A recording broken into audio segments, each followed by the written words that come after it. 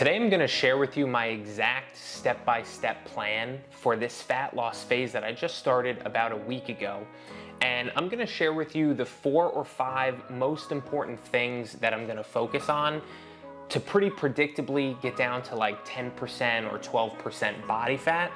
And for reference, right now I'm probably around 15% body fat or so. And if you're watching this on YouTube, thank you so much for watching. First of all, I really hope you like the video. And if you do end up liking it, consider subscribing to my channel because I'm gonna make new content about this fat loss phase over the next few months. And you might be able to pick up a couple of ideas from it for your own fat loss phase. If you're listening on Spotify on my podcast, the Modern Man Fitness Podcast, thank you so much for listening. And I'm gonna get right into it here. This is gonna be a pretty laid back conversation of me just sort of listing out for you what I'm focusing on for this fat loss phase in case you can take some ideas from it for yourself.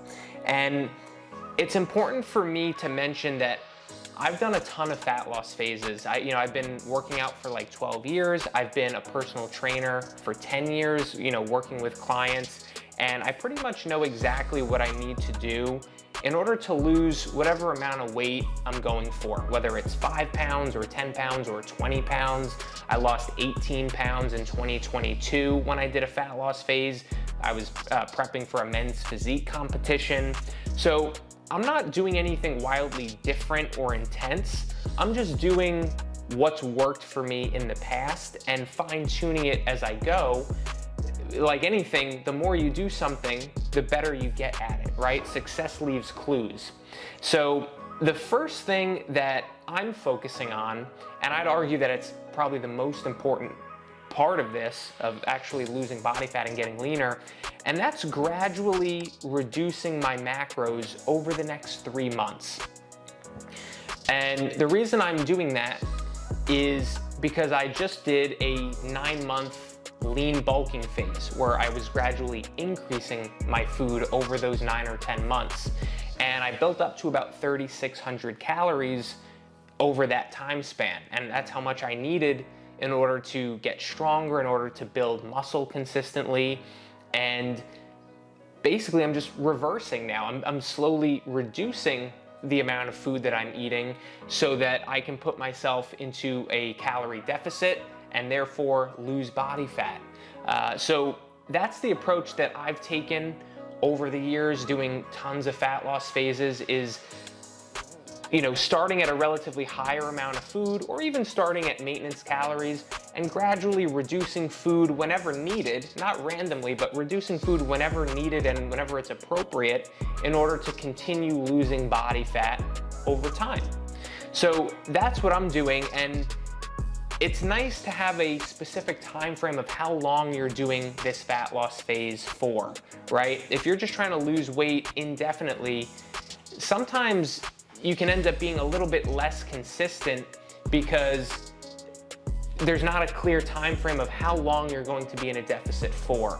And having a 3 or 4 month time frame where you're gonna aim to lose weight and get leaner, maybe it's 6 months for you, it doesn't matter how long, but having a clear timeline really does make a big difference from what I've seen as far as adherence to your program and knowing that it's only temporary, especially if you start feeling a little bit hungrier, knowing that it's only a temporary thing.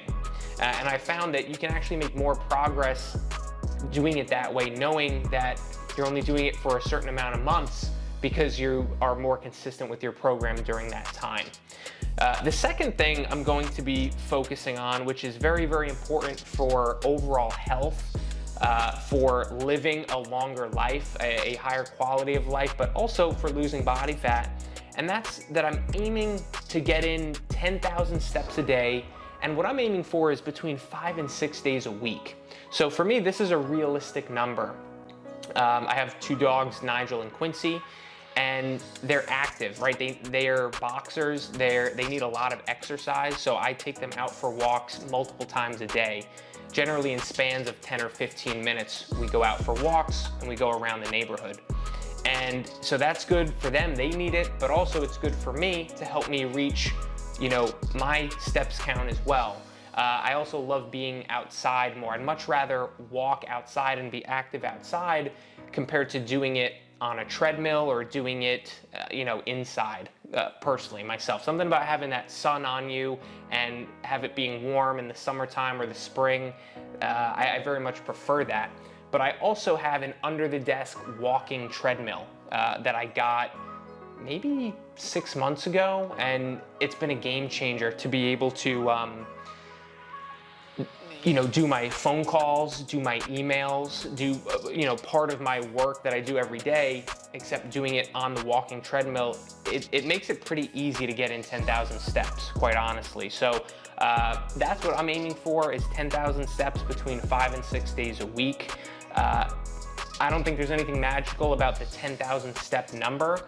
For you, maybe that's 8,000, right? Maybe that's a realistic number for you. That's just a little bit higher than maybe what you do naturally. That's really what you want to set yourself for a target, is a target that's achievable, that's realistic, but that's probably a little bit higher than what you naturally get in a day. So if you're normally around 5,000 steps a day, set yourself a target of 8,000. If you're normally around 8,000 steps a day, set yourself a target of 10,000. If you're around 2,000 steps a day, set yourself a target to get 5,000 per day. To be honest, it's relatively easy. If you're only getting in 2,000 steps a day, it's pretty easy to go up to 5,000, because really all that is going for a 15-minute walk. And you can do that walk while you're doing other things for work, like you're doing a call or a meeting or something like that. So, that's a big part of what I'm focusing on for this fat loss phase, is trying to be as active as I can and avoiding being very sedentary. Because you can do all the cardio in the world. You can do an hour of cardio every single day, but the truth is that's only a tiny fraction of your day. There's 24 hours in the day, and if you're doing cardio for 1 hour, but at the end of the day your steps are still only at 3 or 4 or 5,000, it's actually going to be more beneficial for you to be someone who gets in 10,000 steps a day and doesn't do as much traditional cardio, because you're living a more active life compared to the person who's sitting all day, but they happen to do an hour of cardio. I'd much rather be more active for more parts of the day. So that's number 2 for me. Number 3 for me is strength training 5 times a week. Sometimes I'll do 6 times a week. Sometimes I'll do 4 times a week. Generally, what I recommend for clients is between 3 and 5 strength training sessions a week, where between 4 and 5 workouts a week is probably the sweet spot. The guys that I've worked with over the years who have seen the absolute best results, the biggest transformations, are working out more days than they're not. So that's 4 days a week or 5 days a week. 3 days a week is good. And don't get me wrong, 2 days a week is better than nothing, and it's good to be healthy. But if we're talking about looking your best, building your best possible physique, generally speaking, working out a little bit more is going to be better than working out less. So I aim for 5 in the week. And the reason why this is such a big priority for me during a fat loss phase, it's going to keep your metabolism strong, but the strength training part is not to try to burn a ton of calories or not to try to specifically lose fat in that workout, but it's more so based around the physique and aesthetics side of this fat loss phase, doing my best to maintain all the muscle mass that I currently have and ensuring that I'm not losing muscle mass during this fat loss phase. It's more common than you think because people eat very aggressively, people eat very low amounts of food and they don't eat enough protein. It's very common for them to lose 20 pounds and 10 of those pounds be body fat, 7 of those pounds be water weight, and 3 of those pounds be muscle mass, right? In an ideal world, we keep all of the muscle mass we have while we're losing body fat, as well as strength. It's a priority of mine to try to keep strength where it's at as well and not lose a ton of strength. It is sort of normal to lose a little bit of strength in a fat loss phase because you are going to be eating in a calorie deficit. You are going to be eating less food, which means less fuel for your workouts and less resources for your body to use during those workouts. So naturally, strength may come down a little bit, but you can make it a priority to try and maintain your strength during a fat loss phase a number of ways, and that's what I'm focusing on as well. So maintaining muscle and maintaining strength are two major priorities of mine. The fourth thing that I'm doing or focusing on, and this goes along with aiming for 10,000 steps a day, is spending 15 minutes both before and after my workouts walking on a 10.0 incline treadmill at a 3.0 speed. So I'll say that again. A 10.0 incline treadmill, so very steep, and a 3.0 speed. And if you've never tried this before, it is pretty challenging. It's definitely noticeably harder and takes more out of you than walking on flat ground or even walking outside on some hills and stuff like that.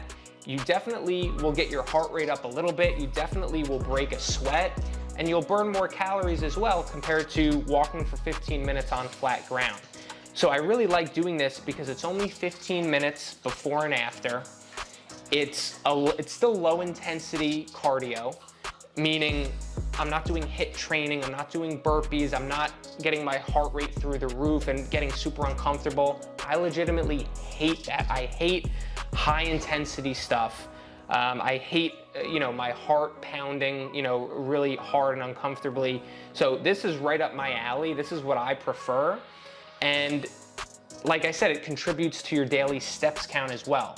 And if you're doing this 15 minutes before and after your workout, plus walking around the gym, during your workout, you'll almost certainly hit 10,000 steps that day. So on a training day, it's way easier to hit 10,000 steps for this reason compared to on a rest day. So that's the fourth thing that I'm focusing on that I know will make a big impact for me in this fat loss phase. The fifth and final thing that I'm focusing on that is a major part of my program and my protocols and what I'm doing in this fat loss phase is checking in weekly with my coach. So if you're new here, I'm a personal trainer and an online coach. I have clients that I work with. I do this full time. I've worked in the fitness industry for a decade now, and I have my own coach as well. His name is Justin Williams, and he is a great coach, and I work with him for accountability. He gives me someone to answer to, pretty much, right? He holds me accountable. I have to track my macros pretty diligently. I have to collect all this information about my daily steps, my daily macros, my water intake, all this stuff that I'm doing. I have to report it back to him once a week for our weekly check-in. I have to take progress photos and send them over to him. So the reason why this is so helpful is because of the skin in the game, right? Not only do I have to pay him some money each month, and that alone is gonna make me be more consistent with my program and what I already know I should be doing, but there's something about human nature that we don't wanna let other people down, right? We wanna make other people proud of us. We wanna make other people happy. Naturally, we want to do that. We wanna make other people feel good. And we're actually more likely to stick with something if we told someone else that we would do it, compared to if we tell ourselves we're gonna do that same thing but nobody else knows about it. We're more likely to let ourselves down compared to somebody else. And I found this to be true in my own fitness. Over the years, I've had periods and phases where I self-coach. I know exactly what I should be doing regardless, right? I could write my own macros, I could write my own training programs, I can do all of that. That's what I do for my clients. But when there's no accountability, when there's no skin in the game, when there's no connection with someone else that I have to report back to, what I found is that I'm just not as consistent. Could I see some good progress on my own? Yeah, of course I could. But I see optimal progress. I see the absolute best possible progress when I'm working with a coach because I'm more consistent with all those things I already know I should be doing. It's about consistency, and it's about being really, really diligent with all the aspects of my program here. So that's the last thing I'll be doing. I've been working with Justin for a few years now. I'm a true believer in coaching. If you want to really get better at something, if you want to see the best possible results, not just in fitness, I'm a true believer in coaching for anything in life you want to get better at. If I want to get better at business, if I want to get, better at doing something in my business, in my career, I'm probably going to do better if I have someone who knows more about it than me, or someone to hold me accountable to coach me on my business. Same goes for your career, right? Have you ever learned from someone else, or a mentor or a coach, to be better at your job, to be better at your career over the years, right? I'm sure you have. And same even goes for my dogs, Quincy and Nigel. We take them to a weekly training class, right? I'd like to think they're pretty well trained, but with dogs, and I'm new to this, so I'm still learning, but it's helpful to take them to a location once a week at least, where there's other dogs in the area, and they're all trying to learn various commands and obedience drills.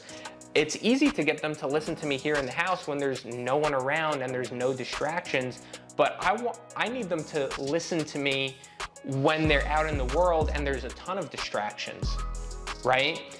Like, God forbid we were taking a walk and one of them gets off the leash and there's other dogs around, or there's, we're by a street where there's cars going by.